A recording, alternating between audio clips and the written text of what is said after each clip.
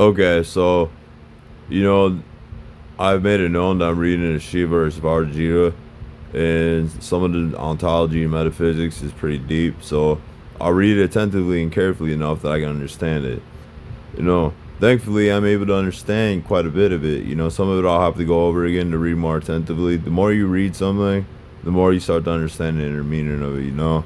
So that's how it was for me with the Bhagavad Gita. The first time I read it, I absorbed enough of it to understand and value it and know that it's true. But I, what can I say? Compared to my second reading, it was the surface level reading, because on the second time I read it, I read some things that I needed to know and understand more than what I already did. So let's read this. Just as a pot filled with seawater immersed in the sea carries only the water from the same sea, looking as though it were different, so also the intelligent soul from the birthless Brahman. Furthermore, a pot full of the seawater moved under the sea looks as though it is separate from the sea.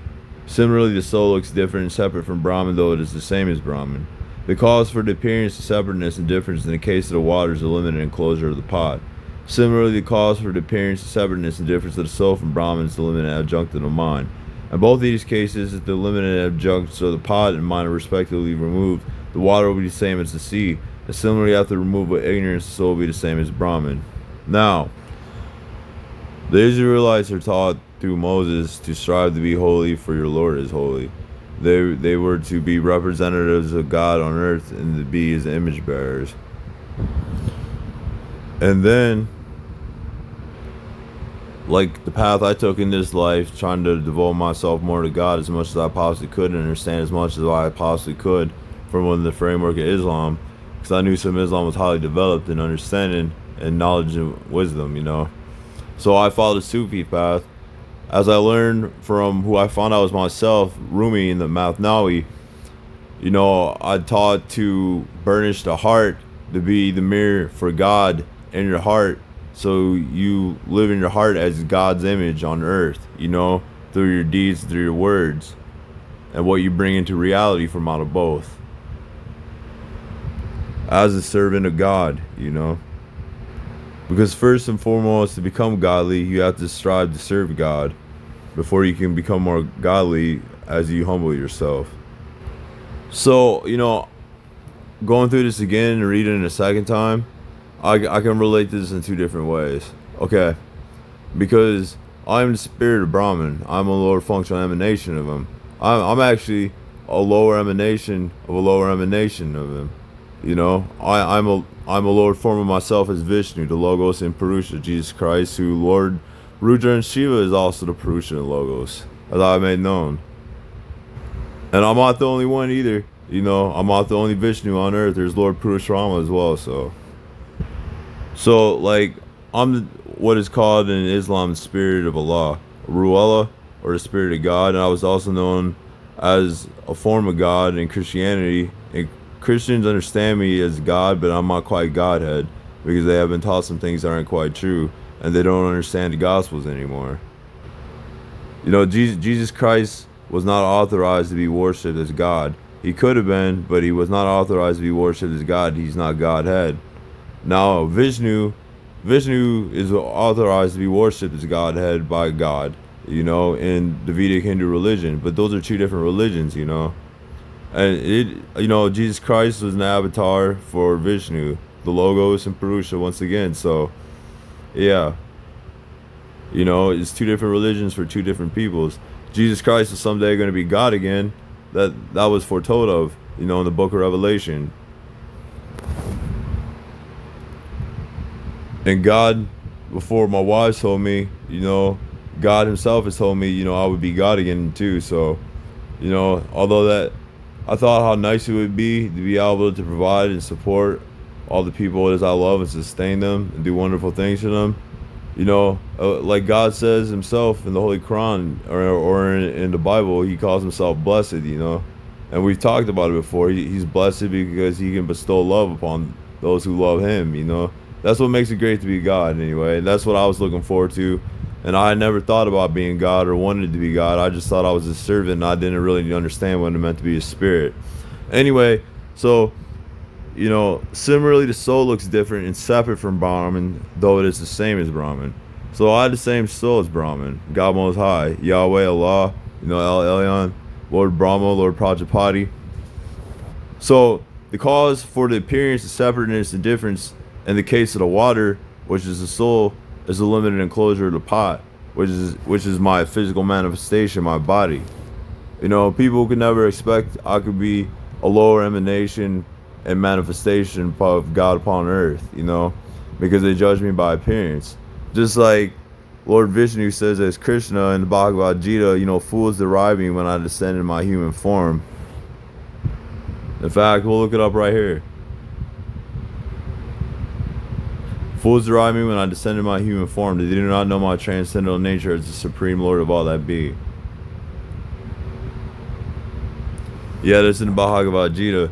So, there is a discrepancy between my outward appearance and manifest form, and physical reality, and my reality as God's spirit, a lower emanation of Brahman, God Most High, who Israelites knew as Yahweh, and Christians know as Yahweh, and Muslims know as Allah. And then once again, Vedic Hindus know as Lord Prajapati, the Lord Brahma, no matter what people think or say, because of corruption in scripture, which he allowed for, because he really didn't want people to piece this together until the end. Otherwise, people would have been able to piece this together,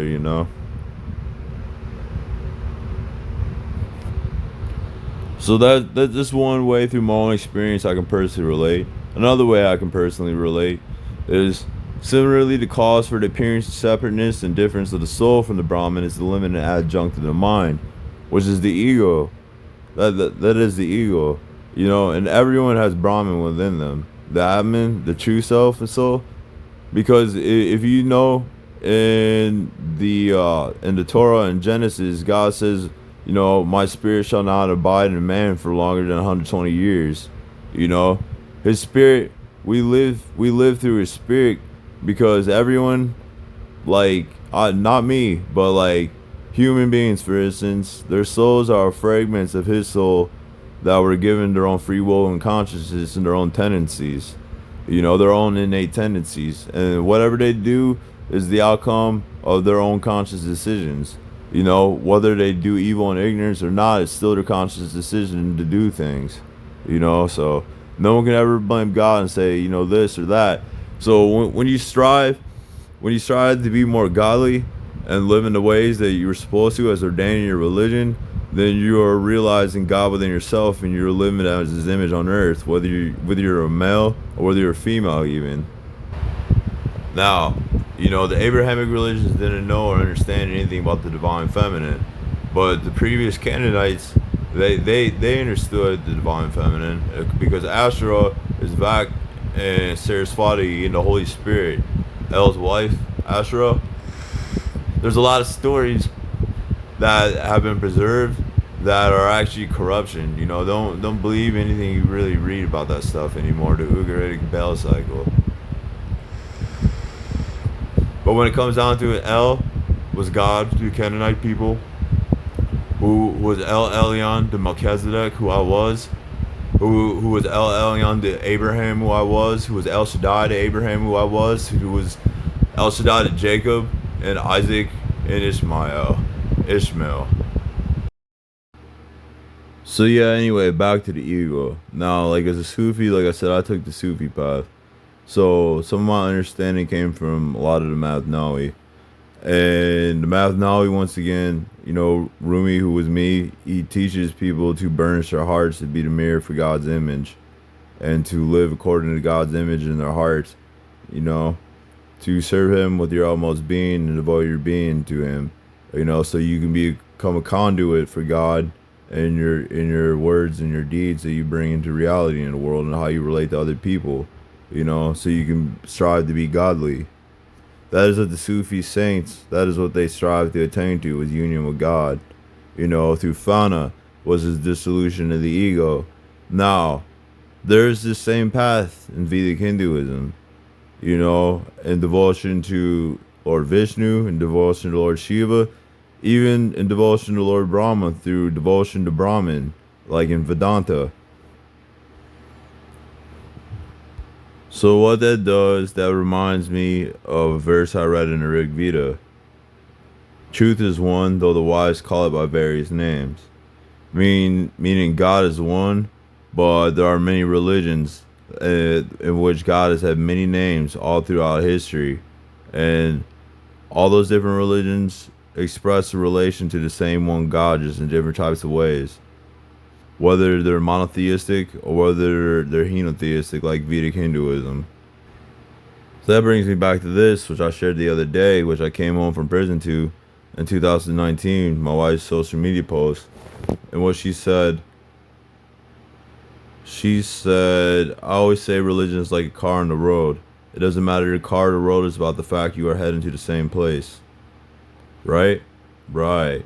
So, like, I've just kind of articulated, you know, the Jewish mystic path to the universal truth of one God, the Sufi Islamic mystic path, or the Sufi Muslim, I should say, Sufi Muslim mystic path to the universal truth of the one God and the unity multiplicity of his names, and then, you know, the Vedic Hindu path to the universal truth of it all, which takes into consideration and honors and worships the divine mothers as they should be, you know, if you want any type of good world at all.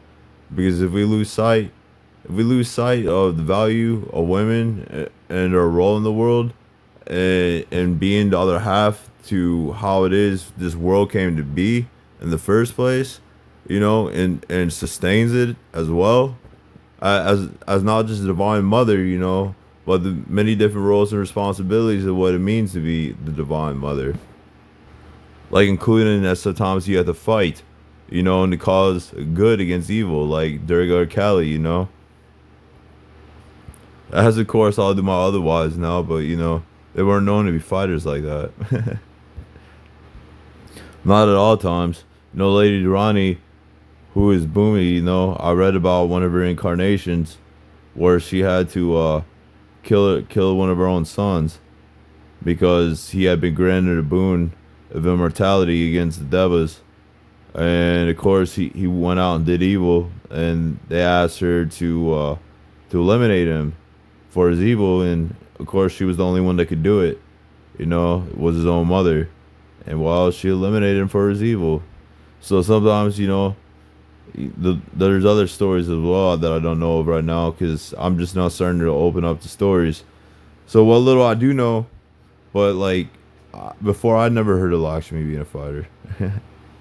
You know, until I started diving deeper, you know, into the stories. Because MIA, you know, is definitely a fighter, yo, and she's a Lakshmi, so she's definitely a fighter. You see that? That's her with Jesus Christ.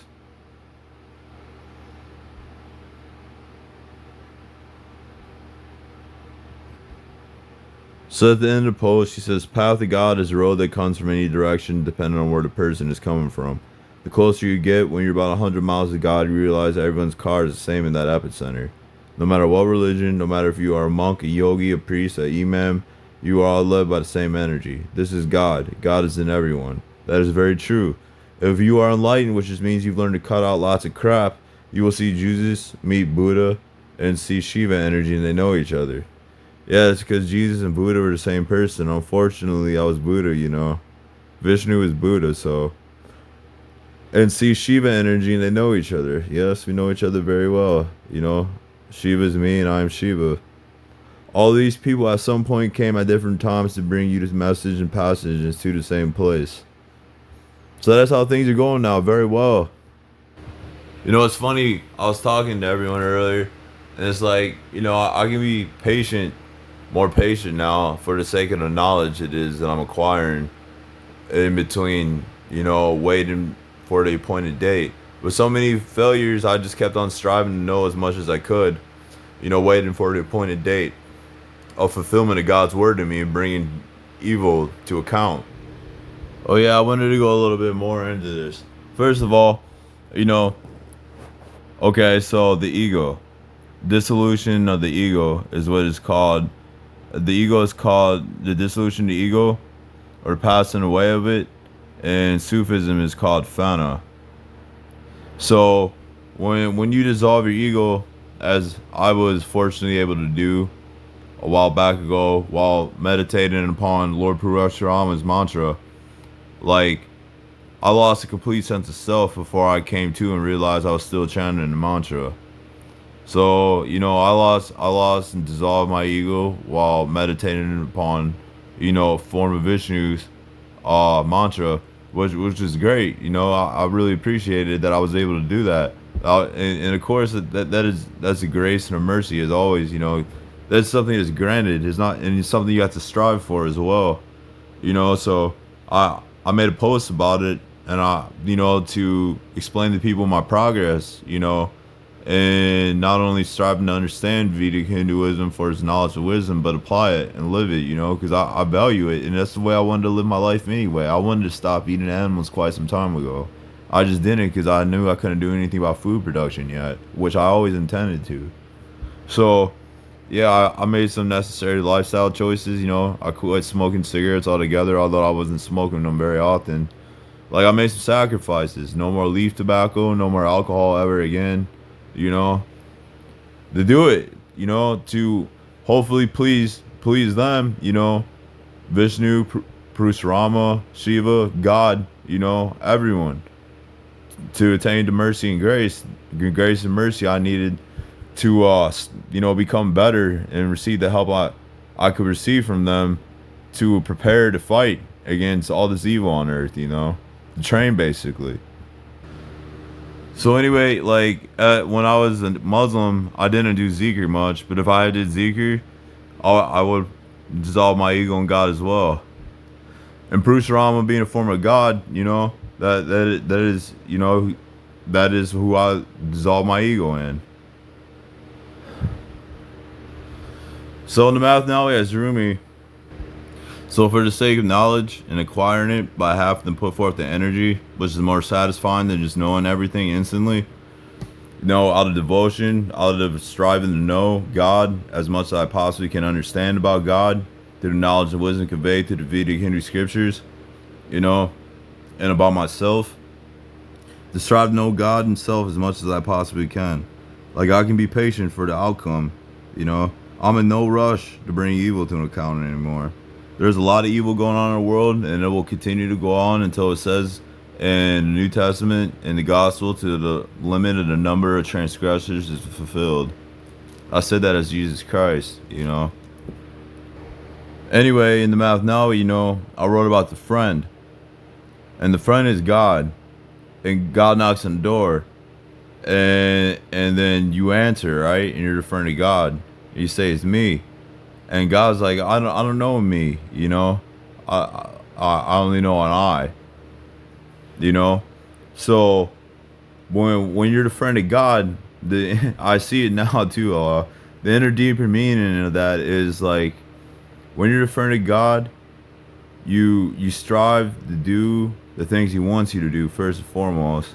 It starts with obeying Him and striving to do the things He wants you to do in order to serve Him. The more you strive to serve Him, the closer you get to Him, and the more you become His friend in the process, The purpose is the dissolution between the I and the you until you become a unity. And that is what Sufis always wanted to attain to, was union with God. And that is what Vedic Hinduism teaches as well, union with God.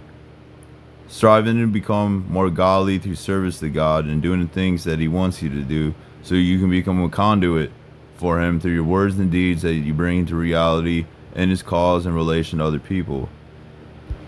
Now, that doesn't mean that everyone can be an emanation of God, a form of God, but they can realize God that lives inside their hearts with them. God whose bodies is the God who, how do I say this?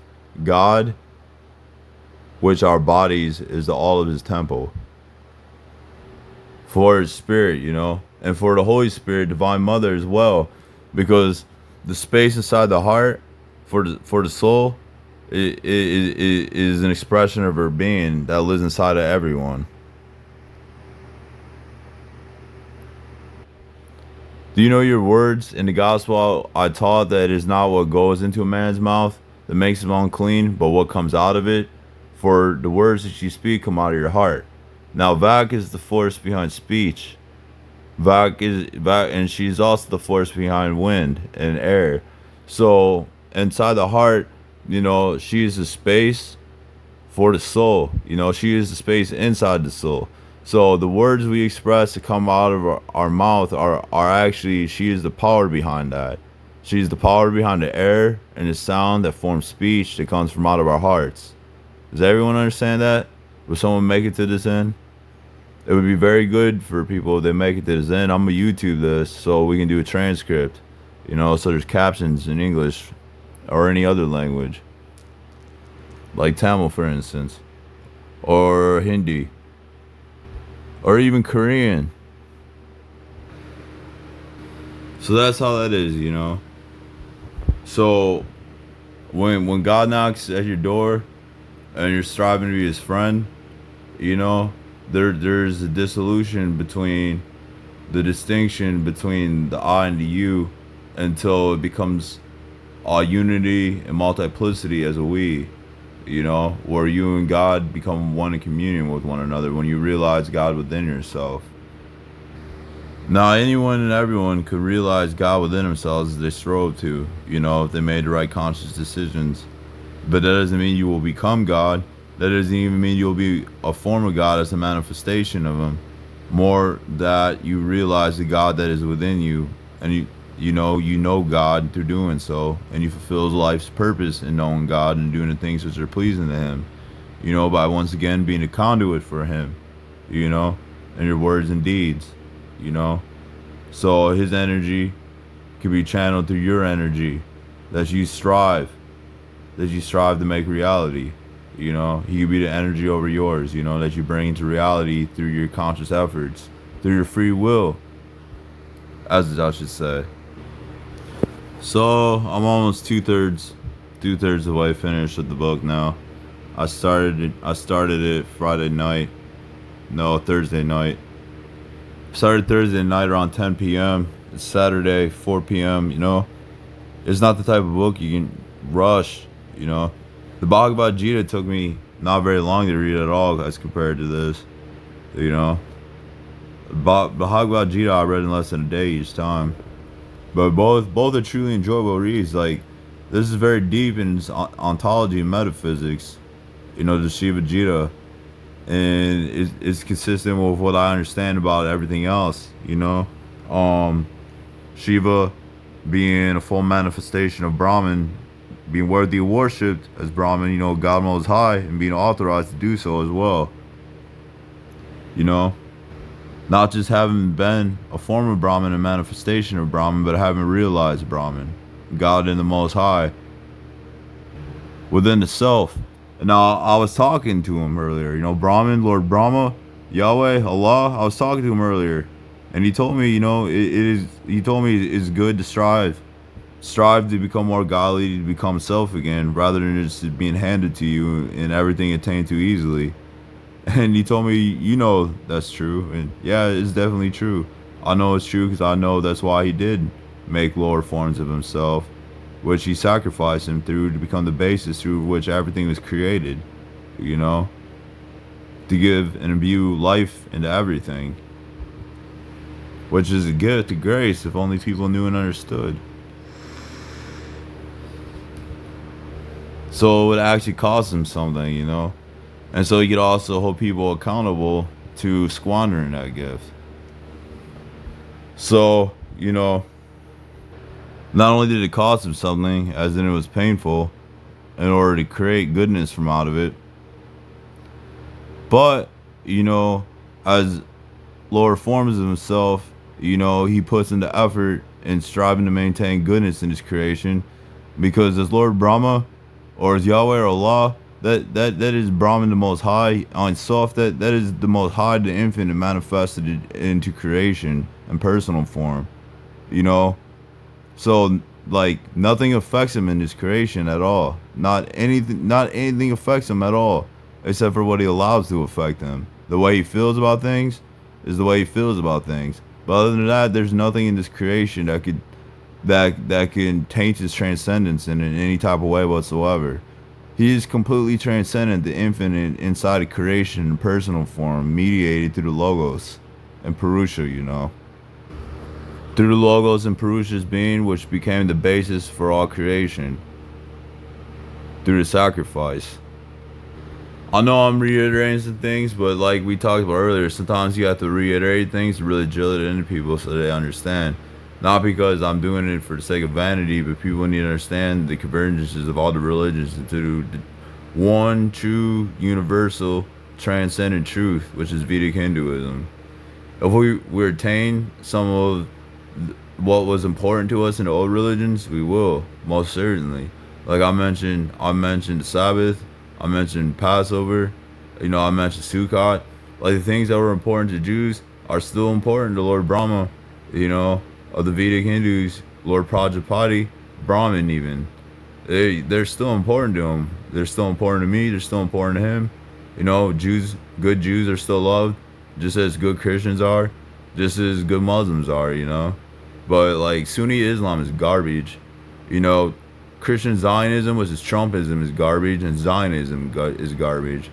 So that's how that goes. Shia Islam is not a whole lot better than Sunni Islam. It for what it has become. Like I said, I took the path of the Sufis. The Muslims of the heart and devotion to God, not political ideologists. So this is a long talk. I guess I wanted it into here. I just wanted to convey like how great it is. Like another thing, like I read the Shiva Gita, and I don't expect to find things that I already know and understand in it. But when I find a confirmation of what I know and understand in it, is a great feeling. I just know it from a different way. The Abrahamic perspective, both all Jewish, Christian, and Islamic all together.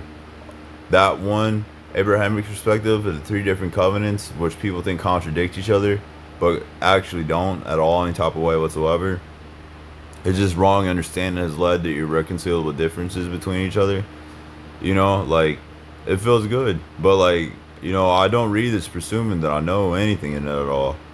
Just like I didn't presume that I would know anything about Bhagavad Gita. But when I saw that I knew some of these things, it was good because I found a commonality in them. And I'm like, oh wow, I knew this, so this is good. I value this, and I saw the overall truth of it. The Bhagavad Gita. The first time I started reading it, like I knew it was filled with divine intellect. Just like when I read the Shiva Gita, I can tell it's filled with divine intellect. When I read the Holy Quran, I could tell it was filled with divine intellect. So I guess I'll end it here. Love and peace, y'all. I was Muhammad, unfortunately.